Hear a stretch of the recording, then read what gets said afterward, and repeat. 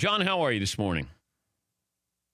Oh, man, so much to talk about. I haven't slept. I mean, Paulie not signing the scorecard has just kept me up for days. How would you love the game of golf? You're a very good golfer. Miniature golf where Paulie didn't sign his scorecard, and you would have ruled how? Not a problem. That scorecard should be damp from alcohol, whatever you choose, and have cigar ashes all over it where the pencil won't even work. All right, here we go. Now, let's recap what we saw last night. Where do you want to start with last night?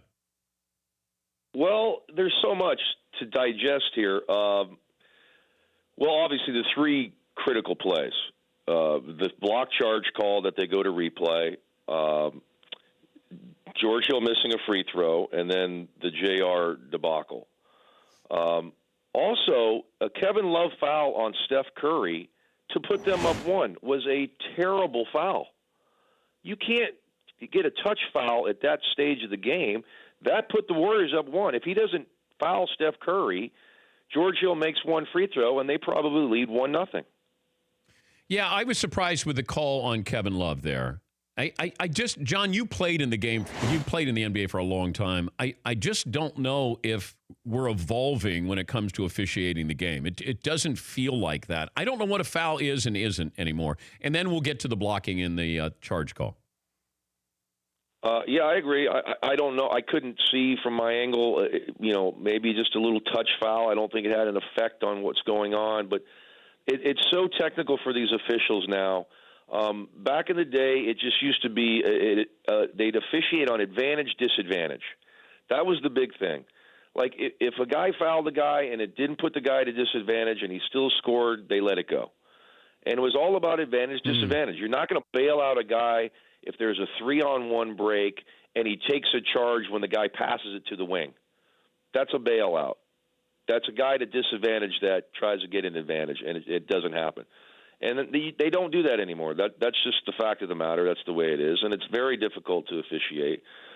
But, when you talk about this block charge thing, the trigger to go to the replay has always been a problem for me. I never know exactly how they can go over there and do that. All you see is players waving their index finger, coaches waving their index finger, and these officials make calls, and then they just walk over there and they take a look.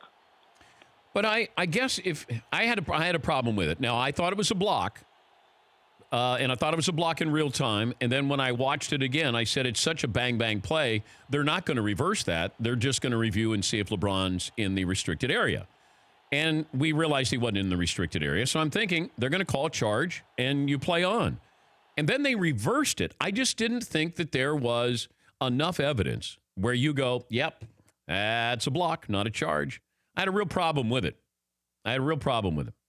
You? Yeah, I thought once they went and looked that they'd probably leave it the same. I agree that I thought it was a block. I thought he was still sliding a bit to the left. But the fact of the matter is he was 2 feet outside that restricted area. So what you should be able to go to the trigger for is what happened was Tony Brothers was going to call a block. Yeah. Kenny Maurer was calling a charge. Now, if you have two officials that differ on a call, then you should be able to go to the monitor. If one guy says, hey, I think it's a block, and the other guy says charge, go to the monitor. Fine, get it right. It's a huge play. It's under a minute to go in the game. Yep. But that should be the trigger, not getting a bailout by saying he's close to the restrictor. He wasn't even close. Yeah, I didn't want to see the game decided on those kind of calls. And I'm a LeBron apologist. I'll say that up front here. But it doesn't feel like he doesn't get the star treatment as consistent or as often as he should. I thought he had a clean pick on Durant. I thought when he went to the hoop, he got fouled. And then you have the block charge. Now let's, have it go back to a block. Am I too much of an apologist here for LeBron in that sequence? No, I'll agree with that. I think he doesn't put the onus on the officials enough late in ball games. I think there's something in his head. He does not want to go to the line in the crunch time, late in ball games. He takes jumpers 90% of the time as opposed to going to the rim. Even on the last play when he throws it to George Hill, he's standing out at the top of the key. He wasn't trying to take that ball to the rim, which he did at will for the whole game. he's got to put his head down. He had Steph Curry on him again. Go to the rim. Yeah.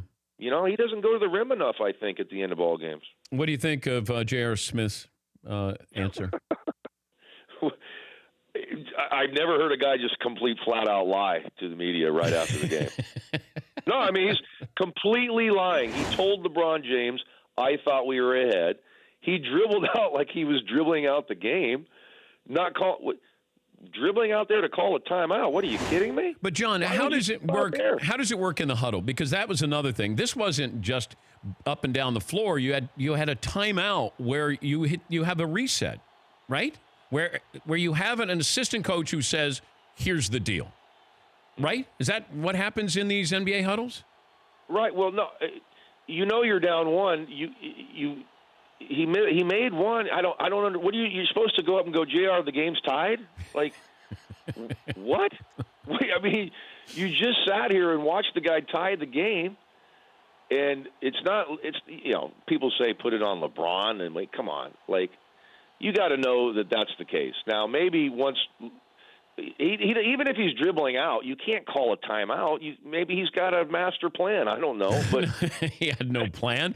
If you're calling a timeout, call the timeout as soon as you get the rebound. Well, yeah, but he should have gone up. First of all, how about Kevin Durant just getting a little nudge in his back and giving up the rebound to J.R. Smith? That's a terrible play too. Come on, J.R. could have been the hero. J.R. could have been the hero. Could have been, but now we might not have Tristan Thompson or Kevin Love. Okay, so now I'm going to make you're the commissioner. Do you suspend Kevin Love for Game 2 for leaving the bench?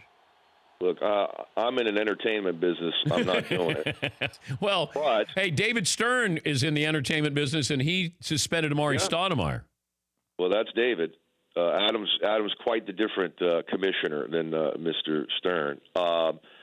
Look, the bottom line is it's black and white. If you go on the floor and you're not in the ball game and there's a fight, you're out. Yeah. Russell Westbrook did the same thing against Utah earlier this year in the playoffs.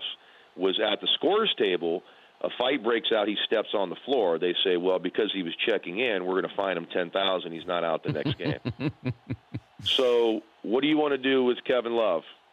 He clearly was out of the game. He walked on the floor. He said he wanted to talk to an official about the ejection of Tristan Thompson is why he entered the floor. But it doesn't matter why you entered, you went on the floor. Yeah, they don't care. Yeah, they don't care what your excuse is. But why was Tristan Thompson thrown out of the game? Well, it looked like he kind of came up with a high elbow to Livingston as he was upset that it was a 10-point game and there was 1 second on the shot clock and he threw up a shot. Like, let's not be so sensitive, people. The game's over, yes. He didn't take a three. He didn't go in and dunk the ball and try to rub it in that you guys lost the game. Steve Kerr always told me, he goes, look, if the shot clock's not going to go off by the time our possession's over, I don't care what we're up. We shoot the ball.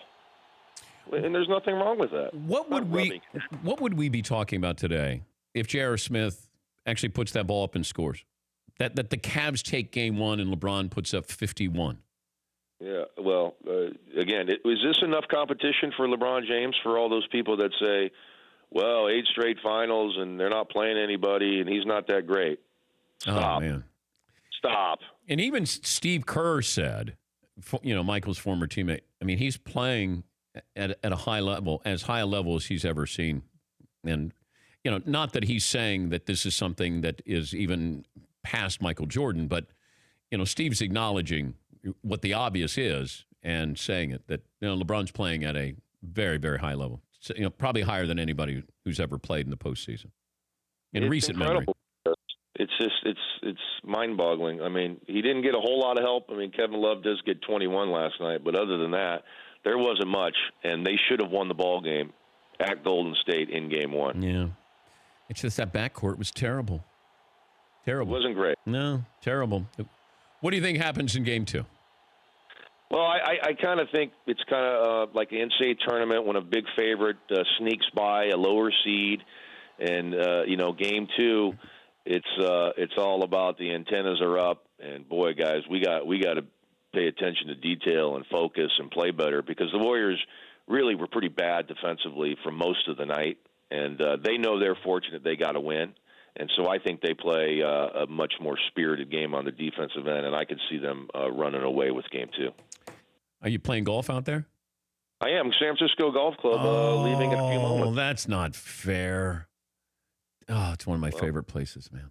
Isn't it beautiful? I love it. I love it. You step back in time with that place. I love it. Yeah, I'm going to bring my TaylorMade clubs out there because I love TaylorMade. As I listen to your shameless promotions for Callaway, Paulie said, I think Odyssey putter 73 times after his victory at the putt. John, that's called a partnership. I love it. I love it. It's great stuff. I mean, if you want to play with TaylorMade, that's okay. I mean, good for you. I'm trying to get my shameless plug in there, too. Yeah, all right. Now, somebody just text you there to say thank you for the TaylorMade mention. Yes. Yeah. That's my guy. Yeah. All right. Well, I was going to hook you up with Callaway and take care of you, but that's okay. You play with inferior product, and fine. It's quality stuff. I love the Rogue is a very nice driver. Yeah, it's the number one driver in golf, John. Oh, okay. All right. Oh my God. Yeah. Have a good weekend, John. See ya. Thank you, bud. That's John Barry. For more Dan Patrick Show, tune to Audience Channel 239 on DirecTV or download the Dan Patrick Show app.